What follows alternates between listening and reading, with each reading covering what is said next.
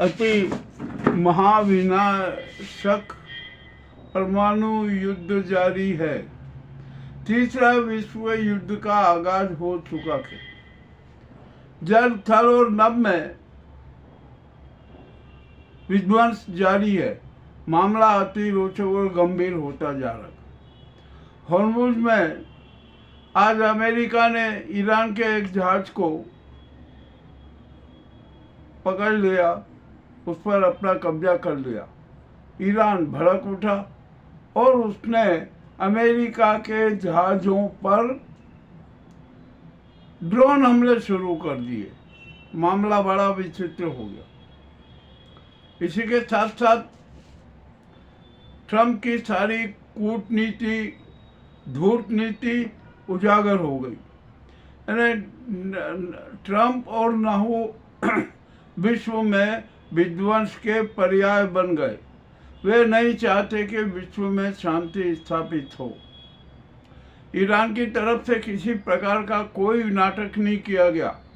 Iran के साथ ये तो हर बार धोखाधड़ी करते रहे, छल कपट करते रहे, और भी मामला बड़ा रोचक होता जा।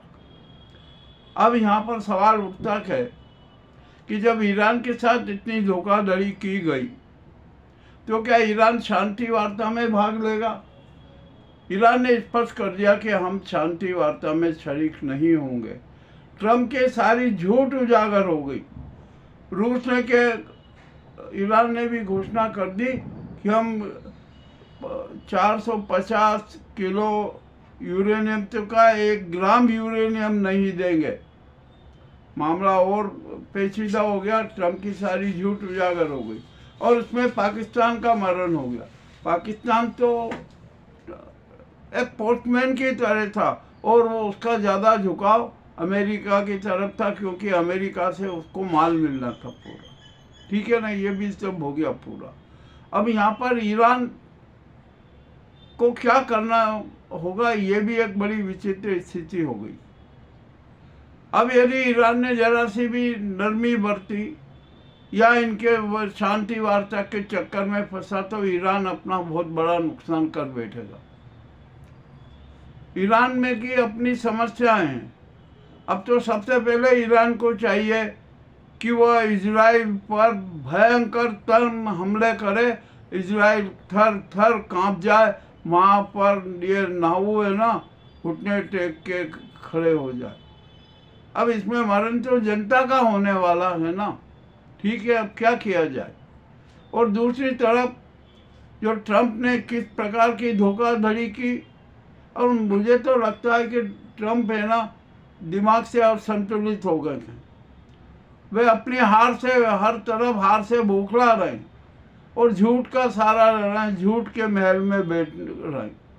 उनकी बेइज्जती हो रही है, अमेरिका की बेइज्जती हो रही है। अब ये ऐसे में ईरान को क्या करना है, ये भी एक बड़ा अहम सवाल है। ईरान की अपनी अब 2 समस्या हो गई है। वहाँ पर IRGC और नरमपंथियों के बीच में भी कुछ विवाद की स्थिति हो गई। अब ये स्थिति कैसे निपटेगी कुछ कह नहीं सकते। आज भी मोसाद के 2 एजेंटों को ईरान में फांसी दी गई। देना चाहिए, कोई दिक्कत नहीं है। जो राष्ट्र के साथ गद्दारी करे उन्हें मृत्युदंड देना ही चाहिए।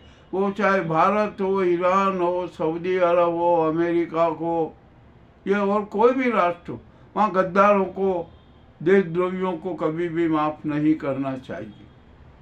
अब यहाँ पर ईरान को क्या स्टेप लेना है? ईरान के नरमपंथियों को साइड में करके बिठा दिया गया है। उनकी बातों का महत्व नहीं रहा। और IRGC ने पूरे ईरान पर अपना नियंत्रण कर लिया। उसका साफ कहना है कि जो हम चाहेंगे वही होगा। किसी प्रकार की शांति वार्ता करने की जरूरत नहीं, कुछ करने की जरूरत नहीं, जो भी करना होगा हम करेंगे। ठीक है भैया, अब आप भी कर लो। परंतु इस व्यवहार से जनता में जो संदेश है ना, अच्छा नहीं जाएगा। महिलाएं सड़कों पर है, सब कुछ ईरान की अस्मिता के लिए तैयार है कि ईरान झुकेगा नहीं। मर जाएगा, मिट जाएंगे, बर्बाद हो जाएंगे, उसकी परवाह नहीं। और करबला में ये जो युद्ध है ना, ये तो करबला जैसा धर्म युद्ध है। ईरान के लिए बहुत बड़ा धर्म युद्ध है। उसको तो बड़ा कठोर से कठोर कदम अब उठाना ही पड़ेंगे।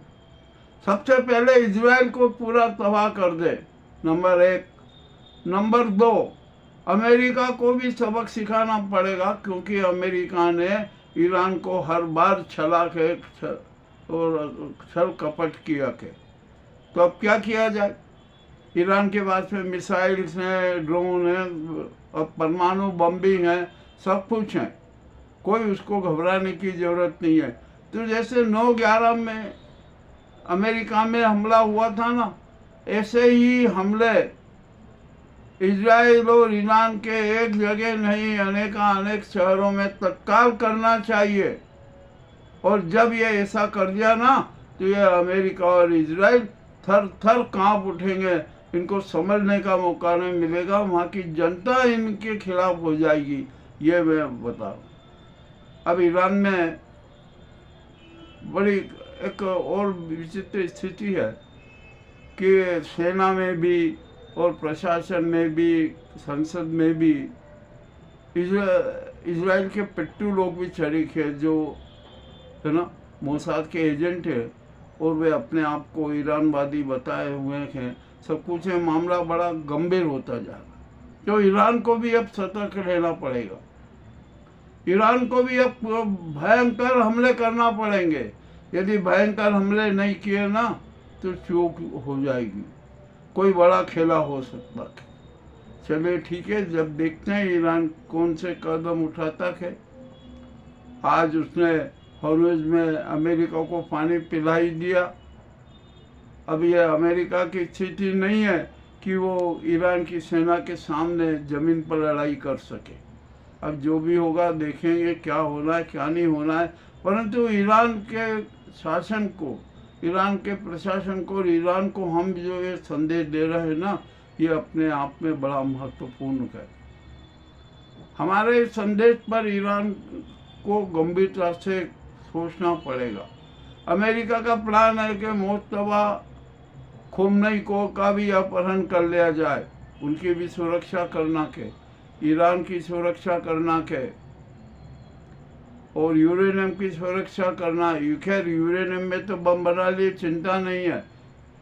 और अभी एक जो कूटनीति किया गया है कि ईरान है ना अपना जो यूरेनियम रूस की कस्टडी में रख देगा।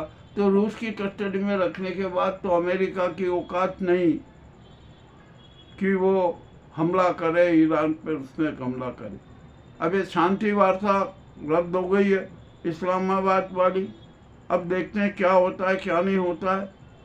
अभी तो ये समाचार आपके सामने हम प्रस्तुत कर रहे हैं, मगर मेरी अपनी कुछ मजबूरी हो गई है ना, इस कारण मैं भी बड़ा परेशान तो हूँ। परंतु समाचार की प्रस्तुति करना बहुत ज़रूरी है।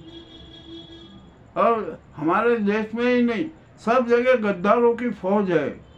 इतने बड़े बड़े गद्दार हैं, शातिर गद्दार हैं, उनके चेहरे पे इतने इतने मुखौटे रहते हैं कि उनकी असली सूरत पहचानना मुश्किल है। किंतु ऐसी बात नहीं है। जब यदि ईश्वर साथ होता है ना, तो सबकी पहचान हो जाती है।